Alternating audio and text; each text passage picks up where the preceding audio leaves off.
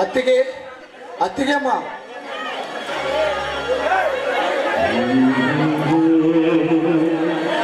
ವೈದ್ಯನ ಇದೆಲ್ಲ ಏನಪ್ಪ, ಏನಿನ ವೇಷ? ಆ ದೇಸಾಯಿ ಗೌಡನಿಗೆ ಕೊಡಬೇಕಾದ ಹಣ ಕೊಡುವುದಕ್ಕೆ ಈ ವೇಷ ಅತ್ತಿಗೆ. ಹಾಗಾದ್ರೆ ನೀನು ಕೂಲಿ ಕೆಲಸವೇನಾದ್ರೂ? ಹೌದು ಅತ್ತಿಗೆ, ಕೂಲಿ ಕೆಲಸದ ಜೊತೆಗೆ ಬಿಡುವಿದ್ದಾಗ ಮಂಗಳೂರಿನಿಂದ ಬರುತ್ತಿರುವ ಗೊಬ್ಬರದ ಮೂಟೆಯನ್ನು ವಾರದೊಂದಿಗೆ ಹೊತ್ತು 10,000 ಸಂಪಾದಿಸಿದ್ದಾನೆ ಈ ನಿನ್ನ ಮೈದುನ ಜಮದಗ್ನಿ. ತೆಗೆದುಕೊಳ್ಳಿ ಅತ್ತಿಗೆ 10,000 ರೂಪಾಯಿ. ವೈದ್ಯನ ಒಂದೇ ವಾರದಲ್ಲಿ 10,000 ಹಣವನ್ನು ಹೇಗೆ ಸಂಪಾದಿಸಿದೆಯಪ್ಪ? ನನ್ನ ಜೊತೆ ಕೆಲಸ ಮಾಡುವ ಕೂಲಿ ಕಾರ್ಮಿಕರು ಸರತಿಗೆ ಒಂದೊಂದು ಗೊಬ್ಬರದ ಮೂಟೆ ಹೊತ್ತರೆ ಈ ನಿನ್ನ ಮೈದುನ ಜಮದಗ್ನಿ ಸರತಿಗೆ 2 ಗೊಬ್ಬರದ ಮೂಟೆ ಹೊತ್ತು ವಾರದೊಂದಿಗೆ 10,000 ಸಂಪಾದಿಸಿದ್ದಾನೆ ಅತ್ತಿಗೆ, ಸಂಪಾದಿಸಿದ್ದಾನೆ. ವೈದ್ಯನ ಅಷ್ಟೊಂದು ಶಕ್ತಿ ನಿನಗೆ ಎಲ್ಲಿಂದ ಬಂತು ವೈದ್ಯನ? ನಿನಗೆ ಎಲ್ಲಿಂದ ಬಂತು? ಅದೆಲ್ಲ ನಿನ್ನ ಕೈ ತುತ್ತಿನ ಮಹಿಮೆ ಅತ್ತಿಗೆ. ಈಗಿನ ಕಾಲದ ಎಲ್ಲಾ ತಾಯಿಯಂದಿರು ಎಮ್ಮೆ ಕಟ್ಟುವುದು ಡೈರಿಗೆ ಹಾಲು ಹಾಕಿ ತಮ್ಮ ಮನೆತನ ಸಾಗಿಸುವುದಕ್ಕೆ. ಆದರೆ ಈ ನನ್ನ ಅತ್ತಿಗೆ ಶಬರಿ ಎಂಬ ತಾಯಿ ಈ ಜಮದಗ್ನಿ ಎಂಬ ದೇಹದ ಡೈರಿಗೆ ಹಾಕಿ ಒಂಟಿ ಸಲಗವನ್ನಾಗಿ ಮಾಡಿದ ಧರ್ಮ ದೇವತೆ ಅತ್ತಿಗೆ ನೀವು. ವೈದ್ಯನ ಈ ನಿನ್ನ ಶಕ್ತಿ ಯುಕ್ತಿಯನ್ನು ಎಷ್ಟು ಹೇಳಿದ್ರು ಕಡಿಮೆನೆಯಪ್ಪ. ತಾರಪ್ಪ, ಆ ಹಣವನ್ನು ಒಳಗಡೆ ಇಟ್ಟು ನಿನಗೆ ಕುಡಿಯುವುದಕ್ಕೆ ನೀರು ತೆಗೆದುಕೊಂಡು ಬರ್ತೇನೆ. ಅತ್ತಿಗೆ ನೀರು ಬೇಡ ಅತ್ತಿಗೆ, ಗೊಬ್ಬರದ ಮೂಟೆ ಹೊತ್ತು ದುಬ್ಬವೆಲ್ಲ ಕೆತ್ತಿ ಹೋಗಿದೆ. ಸ್ವಲ್ಪ ಎಣ್ಣೆ ತೆಗೆದುಕೊಂಡು ಬನ್ನಿ, ನಾನೇ ಹಚ್ಚಿಕೊಳ್ಳುತ್ತೇನೆ. ಅಯ್ಯೋ ಹುಚ್ಚಪ್ಪ, ನಿನಗೇನು ದಡ್ಡನೆನ್ನಲೋ ದೊಡ್ಡ ಕೋಣನೆನ್ನಲು? ನಿನ್ನ ದುಬ್ಬಕ್ಕೆ ನೀನೇ ಎಣ್ಣೆಯನ್ನ ಹೇಗೆ ಹಚ್ಚಿಕೊಳ್ಳುವೆಪ್ಪ? ಹೌದಲ್ಲವೇ, ನನಗರಿಯಲಿಲ್ಲ ಅತ್ತಿಗೆ. ಹಾಗಾದ್ರೆ ನಿಮ್ಮ ಅಣ್ಣನವರ ರೂಮಿಗೆ ನಡೆ, ಅಲ್ಲೇ ಎಣ್ಣೆ ಇದೆ, ನಾನೇ ಹಚ್ಚುತ್ತೇನೆ. ಆಯ್ತು, ನಡಿ ಅತ್ತಿಗೆ. ಜತ್ಗೆ ಬಾರ್ಕೊಲು ಬೇಕಾಗಿತ್ತು. ಶಬರಿ ಮನೆ ಕೆಲಸದಲ್ಲಿ ತೊಡಗಿರುತ್ತಾಳೆ. ಪಾಪ, ಅವಳನ್ನೇಕೆ ಕೂಗುವುದು? ನಾನೇ ಹೋಗಿ ತೊಂದರಾಯಿತು.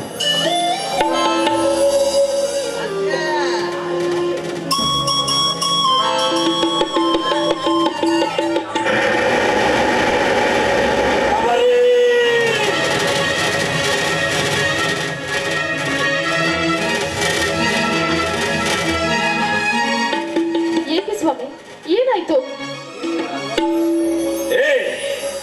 ಏನಾಯಿತೆಂದು ಕೇಳುವ ಹೊಲಸು.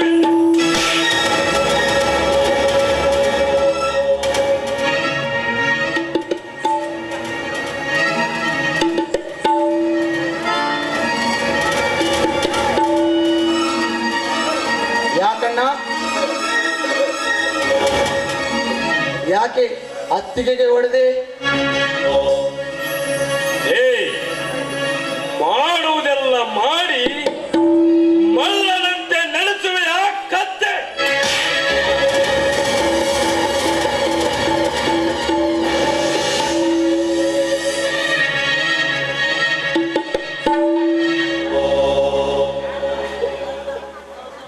ಒಡೆಯಣ್ಣ, ಒಡೆ, ನಿನ್ನ ಮನಸ್ಸಿಗೆ ತೃಪ್ತಿ ಆಗುವವರೆಗೂ ಒಡೆ. ಆದರೆ ಯಾವ ಕಾರಣಕ್ಕಾಗಿ ಒಡೆಯುತ್ತಿರುವುದೆಂದು ಹೇಳಿಬಿಟ್ಟು ಒಡೆಯಣ್ಣ, ಹೇಳಿಬಿಟ್ಟು ಒಡಿ. ನನ್ನ ರೂಮಿನಲ್ಲಿ ನೀವಿಬ್ಬರು ಏನು ಮಾಡ್ತಿದ್ದೀರಿ? ಅಣ್ಣ,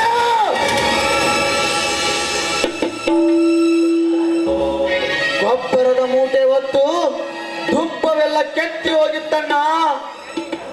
ಅದಕ್ಕೆ ಅತ್ತಿಗೆ ದುಬ್ಬಕ್ಕೆ ಎಣ್ಣೆ ಸವರುತ್ತಿದ್ದಳು. ಹೌದ್ರಿ, ಅಷ್ಟೇ ನಡೆದಿದ್ದು. ಹಾಗಾದರೆ ನಿಮ್ಮಿಬ್ಬರ ಮಾತು ನಾನು ನಂಬಬೇಕಾದರೆ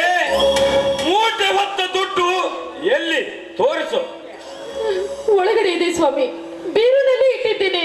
ಹಾಗಾದರೆ ತಂದು ತೋರಿಸುವ ಆ ದುಡ್ಡನ್ನು. ತರುತ್ತೀನಿ ತಡೀರಿ ಸ್ವಾಮಿ.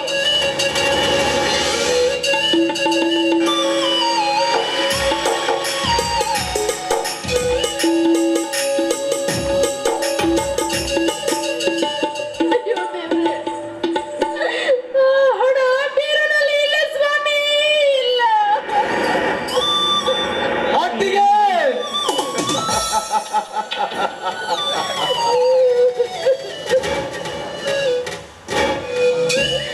ಏನು ಮಾತನಾಡುತ್ತಿದ್ದೀರಾ ಅತ್ತಿಗೆ? ನಾನೇ ನಿಮ್ಮ ಕೈಯಲ್ಲಿ 10,000 ರೂಪಾಯಿಗಳನ್ನು ತಂದು ಕೊಟ್ಟಿದ್ದೇನಲ್ಲ ಅತ್ತಿಗೆ. ಈಗಿಲ್ಲವೆಂದರೆ ಹೇಗೆ ಅತ್ತಿಗೆ, ಹೇಗೆ? ಮೈದನ, ನೀನು ತಂದು ಕೊಟ್ಟ ಹಣವನ್ನು ನಾನು ಬೀರುನಲ್ಲೇ ಇಟ್ಟಿದ್ದೆ ಅಪ್ಪ. ಈಗ ಹಣ ಕಾಡ್ತಾ ಇಲ್ಲ ಮೈದನ, ಕಾಡ್ತಾ ಇಲ್ಲ.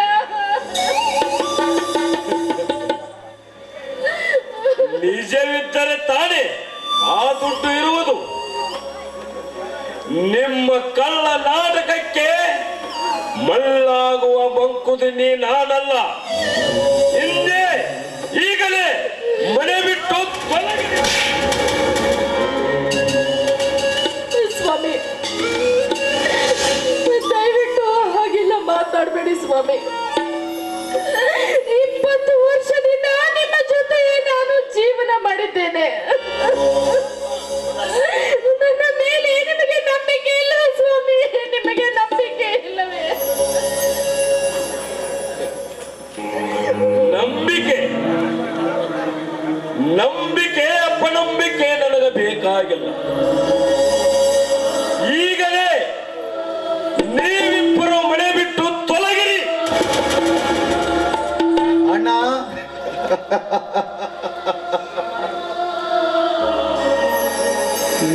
ಇದೇನಣ್ಣ ನಿನ್ನ ಮಾತು?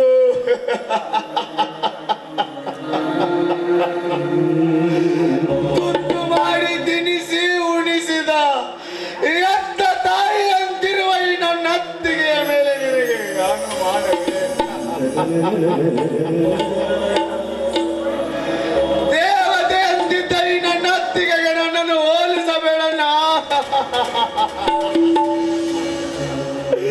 ನಿನ್ನ ಕಾಲಿಗೆ ಬಿದ್ದು ಬೇಡಿಕೊಳ್ಳುತ್ತೇನೆ.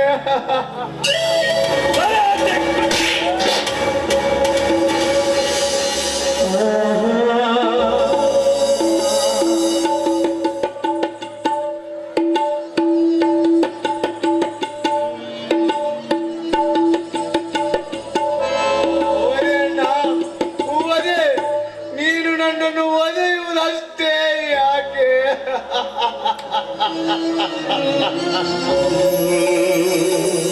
ನನ್ನನ್ನು ತುಂಡು ತುಂಡಾಗಿ ಕತ್ತರಿಸಿ ಹಾಕಿದರೂ ನನಗೆ ಚಿಂತೆ ಇಲ್ಲ. ಆದರೆ ಇಂಥ ಕಳಂಕ ನನ್ನ ಮೇಲೆ ವರಿಸಬೇಡಣ್ಣ. ನಿನಗೆ ಇನ್ನೊಮ್ಮೆ ಕಾಲಿಗೆ ಬಿದ್ದು ಬೇಡಿಕೊಳ್ಳುತ್ತೇನಣ್ಣ. ಹೇಳುತ್ತೇನೆ,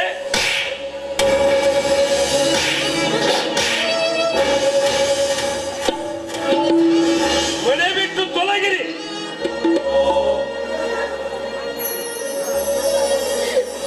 ಬೇಡಿ ಸ್ವಾಮಿ, ನೀವು ಕಟ್ಟಿದ ಈ ತಾಳಿಯನ್ನ ನನ್ನಿಂದ ಹರಿದುಕೊಳ್ಬೇಡಿ ಸ್ವಾಮಿ, ಹರಿದುಕೊಳ್ಬೇಡಿ. ನಿಮಗೆ ಕೈ ಮುಗಿದು ಬೇಡಿಕೊಳ್ತೀನಿ, ನನ್ನ ಘನತೆಯನ್ನ ಈ ಮನೆಯಲ್ಲಿ ಇಟ್ಟುಕೊಳ್ಳಿ ಸ್ವಾಮಿ. ನಿಮ್ಮ ಕಾಲಿಗೆ ಬಿದ್ದು ಬೇಡಿಕೊಳ್ತೀನಿ ಸ್ವಾಮಿ, ಕಾಲಿಗೆ ಆದರದ ಹೆಣ್ಣೆ, ನನ್ನ ಪಾದ ಮುಟ್ಟುವ ಯೋಗ್ಯತೆ ನಿನಗೆ ಇಲ್ಲ. ಇನ್ನು ಸ್ವಲ್ಪ ಇಲ್ಲೇ ನಿಂತರೆ ನಾ ಕಟ್ಟಿದ ತಾಳಿಯನ್ನು ಹರಿದು ಹಾಕಿ ಹರಕು ಬಟ್ಟೆಯಿಂದ ಕಳಿಸಬೇಕಾಗುತ್ತದೆ ನಿಮ್ಮಿಬ್ಬರನ್ನು. ಅಣ್ಣ,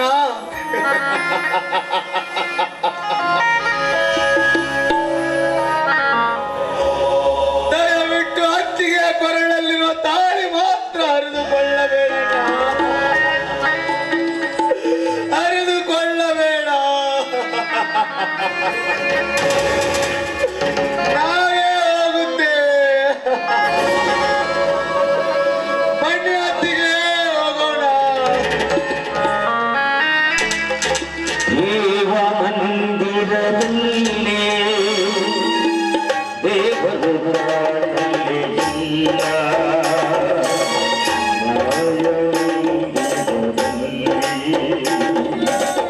ನ್ಯಾಯವು ಸಿಗಲೇ ಇಲ್ಲ. ದೇವ ಮಂದಿರದಲ್ಲಿ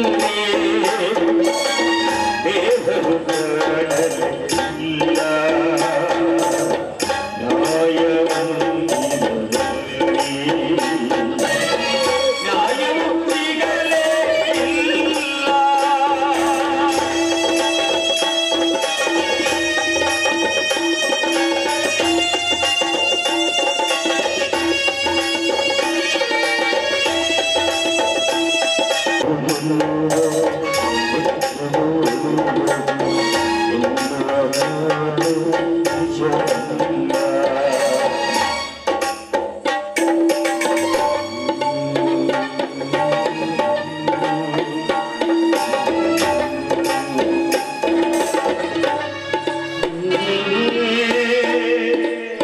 ಎಲೆ ವಿಧಿ ವಿರಾಟವೇ,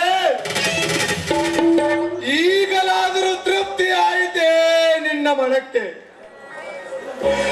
ಅಖಂಡ ಭರತ ಖಂಡದಲ್ಲಿ ಜನಿಸಿದ ನಾವು ಪುಂಡರು ಎಂಬುದನ್ನು ಮರೆತು ನಿಲ್ಲಿಸಿ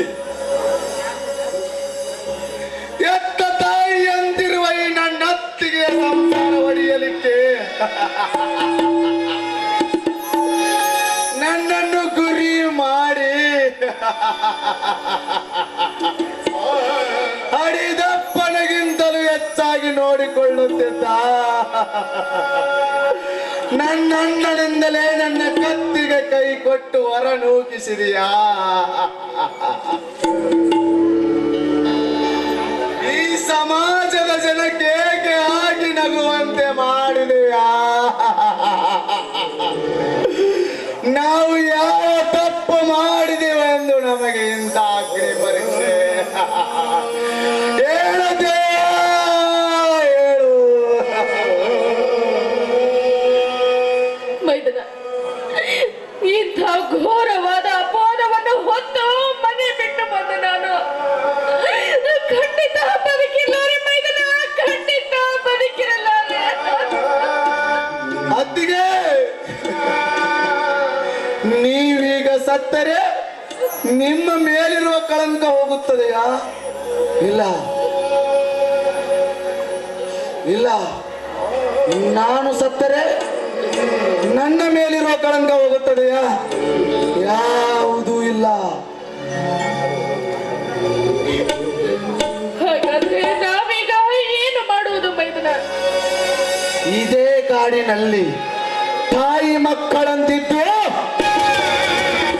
ನಮ್ಮನ್ನು ಈ ಸ್ಥಿತಿಗೆ ತಂದ ಬಂಡರು ಯಾರೆಂದು ಪತ್ತೆ ಹಚ್ಚಿ ಅವರನ್ನು ಜಾಮವನ ಹರಿಕೆಯ ಕೋಣದಂತೆ ಓಡಿ ಹಾಕಿ ಕರೆದು ನೀವು ನಾವು ನಿರಪರಾಧಿ ಎಂದು ನಿರೂಪಿಸಲೇಬೇಕು. ಮೈದನ, ನಮ್ಮಿಬ್ಬರ ಮೇಲೆ ಬಂದಿರುವ ಈ ಆರೋಪ ಸುಳ್ಳು ಎಂದು ನಿರೂಪಿಸಿ ನನ್ನ ಗಂಡ ನನ್ನನ್ನು ಗರತಿ ಅಂತ ಮನೆ ತುಂಬಿಸಿಕೊಂಡ್ರೆ ಸಾಕು. ನೀನು ನನ್ನ ಮಾಂಗಲ್ಯ ಉಳಿಸಿದ ಮೈದನಪ್ಪ, ನನ್ನ ಮಾಂಗಲ್ಯ ಉಳಿಸಿದ ಮೈದನ. ಅತ್ತಿಗೆ, ನಮಗೆ ಈ ಸ್ಥಿತಿಗೆ ತಂದ ಬಂಡರು ಯಾರೆಂದು ಪತ್ತೆ ಹಚ್ಚಿ ಅವರ ರುಂಡ ತೆಗೆದು ನೀನು ನಾನು ನಿರಪರಾಧಿ ಎಂದು ಈ ಸಮಾಜದ ಜನ ಅಷ್ಟೇ ಯಾಕೆ ಆ ನಮ್ಮ ನಾಗಮಂಡಲದ ನಾಗದೇವತೆ ಬಂದು ಹೇಳುವಂತೆ ಮಾಡದಿದ್ದರೆ ನನ್ನ ಹೆಸರು ಜಮದಗ್ನಿಯೇ ಅಲ್ಲ. ಇಂದಿನಿಂದ ಆ ದುಷ್ಟರನ್ನು ಮರ್ತಿಸಲಿಕ್ಕೆ ಜಮದಗ್ನಿ ಪರಶುರಾಮ ಅಂದರೆ ಜಮದಗ್ನಿ ಅಲಿಯಾಸ್ ಪರಶುರಾಮ, ನೀವು ಇದೇ ಮರದ ಕೆಳಗಡೆ ವಿಶ್ರಾಂತಿ ಪಡೆಯಿರಿ. ನಾನು ಆ ಪಂಡರ ರುಂಡವನ್ನು ತರುತ್ತೇನೆ ಪರಶುರಾಮನ ವೇಷದಲ್ಲಿ.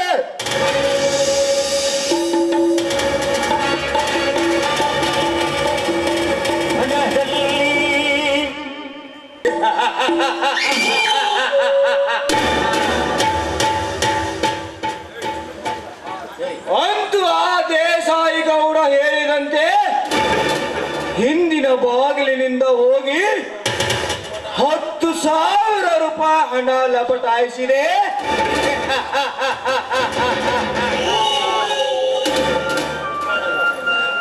ಶಿವ ಪಾರ್ವತಿ ಅಂತಿದ್ದ ಅಣ್ಣ ಅತ್ತಿಗೆಯರನ್ನು ಅಗಲಿಸಿದೆ.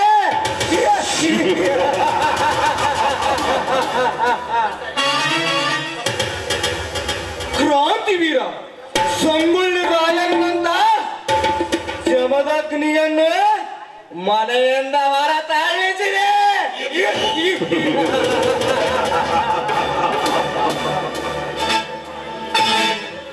ಆ ದೇಸಾಯಿ ಗೌಡ ಹೇಳಿದಂತೆ ನನ್ನ ಮನೆ ಚಿತ್ರ ವಿಚಿತ್ರ ಮಾಡಿದೆ.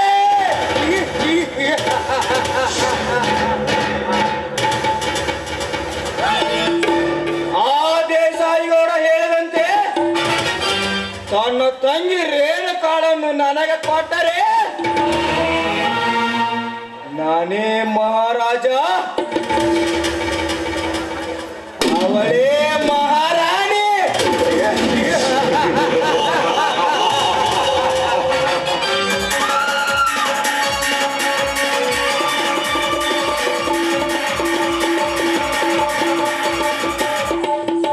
ಜಮದಗ್ನಿ, ಹೇಗೋಗಿತ್ತು ನಿನ್ನ ಜೀವನದ ಪುಟಗಳ ಚರಿತ್ರೆ?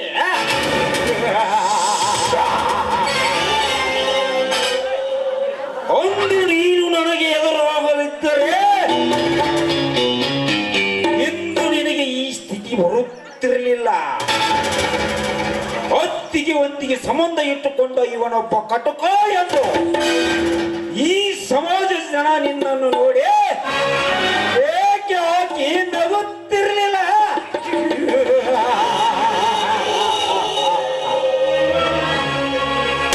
ಇನ್ನು ಮುಂದೆ ನನಗೆ ಕೊಡಬೇಕಾದ ಸಾಲದ ಅಡಿವಿನಲ್ಲಿ ನಿಮ್ಮ ಮನೆ ಬರೆಸಿಕೊಂಡು ಆ ನಿಮ್ಮನ್ನ ಸತ್ಯವಂತನನ್ನು ಕತ್ತಿಗೆ ಕೈ ಕೊಟ್ಟು ಮನೆಯಿಂದ ಹೊರ ತಳ್ಳಿಸಿ ಆ ನಿನ್ನ ತಮ್ಮ ಸಂಪತ್ತನನ್ನು ಹೊತ್ತು ನೋಡದೆ ಎತ್ತಂಗಡಿ ಮಾಡಿಸಿ ಈ ಊರಿಗೆ ನಾನೇ ದೊರೆಯಾಗಿ ಮೆರೆಯದಿದ್ರ